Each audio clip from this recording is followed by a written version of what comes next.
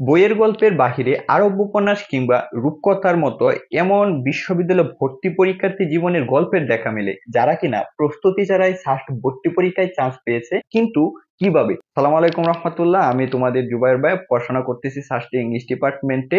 তোমরা যারা ইতিমধ্যে শাহজালাল বিজ্ঞান প্রযুক্তি বিশ্ববিদ্যালয়ে এ ইউনিট এবং বি ইউনিটে ভর্তি পরীক্ষা দিয়ে ফেলেছো, এখন তোমাদের রেজাল্টের প্রতীক্ষায়। দেখো, আমি যখন আমার বিশ্ববিদ্যালয়ে ভর্তি পরীক্ষা দিয়েছিলাম তোমাদের মতো সেম অবস্থা ছিল যে আমার চান্সটা হবে কিনা কিংবা আমার মেরিট লিস্ট কত আসতে পারে। তো চলো আজকে এই সম্পর্কেই আমরা একটু আইডিয়া নিয়ে নিই। তো শাহজালাল বিজ্ঞান প্রযুক্তি বিশ্ববিদ্যালয় ভর্তি পরীক্ষার এ বি ইউনিটের যে মেরিট লিস্টটা প্রদান করা হবে সে সম্পর্কে এক নাম্বার তোমাদের যে আইডিয়াটা নিতে হবে যে সবগুলা মেরিট লিস্ট এক্সট্রা স্টেপ প্রদান করা হবে কিনা। দেখো, ফার্স্ট কিন্তু তার যে এ এবং বি ইউনিটে ভর্তি পরীক্ষা সেটা কিন্তু আলাদাভাবে নিয়েছে, এবং এই যে মেরিট লিস্ট সেই মেরিট লিস্টটা কিন্তু তোমাদের আলাদা আলাদাভাবে প্রদান করা হবে। অর্থাৎ বিজ্ঞানের ছাত্র যারা আছো তাদের জন্য আলাদা মেরিট লিস্ট হবে, পাশাপাশি তোমাদের বি ইউনিটের যারা হিউম্যানিটিস কিংবা তোমাদের বিজনেস স্টুডেন্ট আছো তাদের জন্য একটা আলাদা মেরিট লিস্ট প্রদান করা হবে। এই মেরিট লিস্টটা আসলে কিভাবে প্রদান করা হবে? শাহজালাল বিজ্ঞান প্রযুক্তি বিশ্ববিদ্যালয় 2024-25 সেশনের জন্য মেরিট লিস্টটা প্রদান করবে তোমার দুইটা এক মার্কের উপর ভিত্তি করে। একটা হচ্ছে তোমাদের একাডেমিক মার্ক, অর্থাৎ এসএসসি জিপিএ এবং এইচএসসি জিপিএ কে 2 দিয়ে গুণ, পাশাপাশি এখান থেকে যে মার্কটা আসবে সেই মার্কটার সাথে তোমাদের যে 80টা এমসিকিউ ছিল সেই 80টা এমসিকিউ থেকে যে এমসিকিউ স্কোরটা অর্জন করবে, এই দুইটা স্কোর কিন্তু তোমাদের একসাথে যোগ করে যে টোটাল স্কোরটা হবে সেই টোটাল স্কোরের ভিত্তিতে কিন্তু তোমার মেরিট লিস্টটা আসবে। তুমি হও এ ইউনিট কিংবা বি ইউনিট। চলো আমরা একজন এ ইউনিটের স্টুডেন্টের হাইপোথেটিক্যাল নাম্বারের উপর ভিত্তি করে দেখি যে তার মেরিট লিস্ট কত আসতে পারে। তুমি যদি এ ইউনিটের স্টুডেন্ট হও, ধরো এ ইউনিটের স্টুডেন্টরা দেখা যায় একাডেমিক অনেক ভালো থাকে, সেক্ষেত্রে তাদের জিপিএ একটু ভালো হয়। তো তোমার এসএসসি জিপিএ ধরো 5 এবং এসএসসি জিপিএ ধরো 5, সেক্ষেত্রে এখান থেকে আসবে এসএসসি থেকে 10 এবং এসএসসি থেকে 10। কিন্তু তারা যে ফার্স্টের প্রশ্নটা আসানোর যেমন চেয়েছিল তেমন হয় না, তাদের কাছে প্রস্তুতিটা ভালো ছিল না এবং তারা ভালো মার্ক অর্জন করতে নাই। ধরে নাও এখানে সে পেয়েছে 42।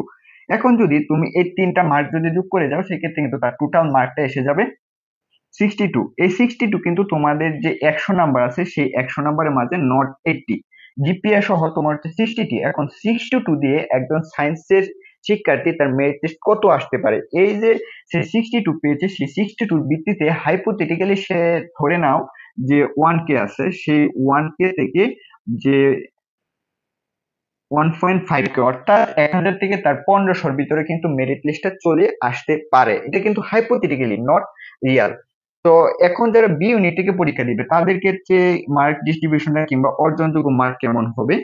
দেখা যায় যারা বি ইউনিটের স্টুডেন্ট থাকে তারা ভবঘুরে থাকে, তারা পড়াশোনা করে না, এক্ষেত্রে তাদের এসএসসি জিপিএটা খারাপ হয়। সেক্ষেত্রে আমি একটা ধরে নিলাম যে তাদের সর্বোচ্চ জিপিএ কিন্তু 4.50 এবং এখান থেকেও আসলো তাদের 4.50। তো দুইটা থেকেই কিন্তু তাদের জিপিএ আসবে এসএসসি থেকে 0.09 এবং এসএসসি থেকে 0.9। সে তার একাডেমিকে ঘোরাফেরা করছে কিন্তু পড়াশোনা করে নাই, তার জিপিএ একটু খারাপ হয়েছে, কিন্তু সে ফার্স্টের ভর্তি পরীক্ষা এসে একটু প্রশ্ন সহজ হয়ে গেল, যেমনটা এবার হয়েছে। সে এখান থেকে 80-র মাঝে 50 পাই গেল। সেই ক্ষেত্রে তার টোটাল স্কোর হয়ে যাবে কিন্তু তোমার এখানে 68। তার টোটাল স্কোর হয়ে গেল তোমার এখানে 68। এখন 100-র মাঝে সে যে 68 পেয়েছে সেই 68 এর ভিতরে তার পজিশনটা কত আসতে পারে? দেখো, সে যদি 68 100-র মাঝে পায় সেক্ষেত্রে তার পজিশনটা কিন্তু এখানে তোমাদের প্রায় যে 1000 আছে সেই 1000 থেকে 1200-র মাঝে চলে আসতে পারে। এটা কিন্তু ধারণা যে সে যদি 68 পায়, সেই 68 পায়াও কিন্তু সে দেখা যায় 1000 থেকে 1200-র ভিতরে চলে আসবে। আমি তোমাদেরকে ভিডিওর মাঝখানে একটা কথা বলেছিলাম যে যদি দুইজনের মার্ক একই হয়ে যায়, এখানে যে 80 মার্ক আছে এই 80 মার্কের মাঝে মনে করো উভয়ের মার্ক কত হয়ে যায়, 50 হয়ে যায়, সেক্ষেত্রে কি আগে থাকবে? ধরো আমি একটা দুইটা ক্যারেক্টার বলছিলাম যে জমিলা, এবং তোমার পাশে বসে পরীক্ষা দিছে হচ্ছে জসিম।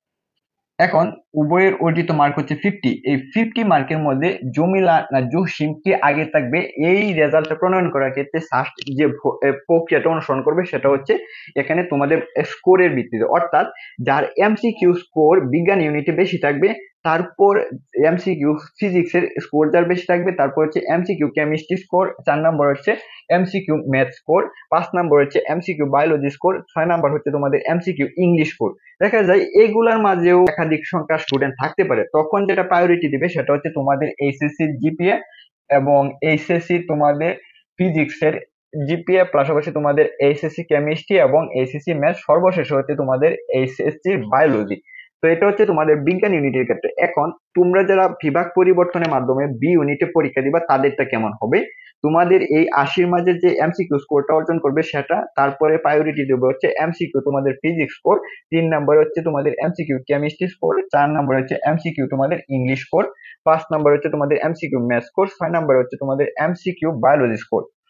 তোমরা যারা বি ইউনিটের অর্থাৎ অ্যাকচুয়াল যারা বি ইউনিট তাদের ক্ষেত্রে বা কেমনটা হবে, তো তোমাদের প্রায়োরিটি দিবে হচ্ছে তোমাদের এই যে 80 আছে সেই 80-র মাঝে এমসিকিউ স্কোর যার বেশি, তারপরে হচ্ছে এমসিকিউ হিউম্যানিটি স্কোর মানবিক থেকে যার স্কোর বেশি, তৃতীয় নাম্বার হচ্ছে আইসিটি স্কোর, 4 নাম্বার হচ্ছে তোমাদের জেনারেল ম্যাথের স্কোর বেশি, 5 হচ্ছে এমসিকিউ ইংলিশ স্কোর, 3 নাম্বার এবং সর্বশেষ বিজনেস স্টাডিজ থেকে যারা পরীক্ষা দিবে তাদের হবে এই 80-র মধ্যে যার এমসিকিউ স্কোর বেশি থাকবে এমসিকিউ বিজনেস স্কোর, এমসিকিউ তোমাদের আইসিটি স্কোর, 4 নাম্বার হচ্ছে জেনারেল ম্যাথ স্কোর, 5 নাম্বার হচ্ছে তোমাদের ইংলিশ স্কোর। অর্থাৎ শাহজালাল বিজ্ঞান প্রযুক্তি বিশ্ববিদ্যালয়ে তোমরা বি ইউনিট থেকে যে 6টা সাবজেক্ট, পাশাপাশি তোমাদের এখানে ইউনিট থেকে যে 5টা সাবজেক্টে ভর্তি পরীক্ষা দিয়েছো, সেই মার্কগুলা থেকে অর্জিত স্কোরের ভিত্তিতে কিন্তু তোমাদের ফার্স্ট ভর্তি পরীক্ষার মেধা তালিকা প্রণয়ন করা হবে।